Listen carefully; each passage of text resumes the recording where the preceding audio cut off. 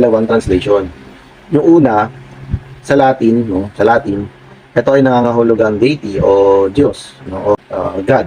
Yan ang nangangahulugan niyang Dios sa Latin, no? Pero yung Biblia hindi siya galing sa Latin. Ito ay galing sa Greek at tinranslate sa Latin.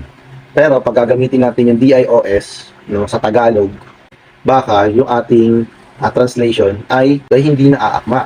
Kasi Latin yan eh. Latin yan eh, no?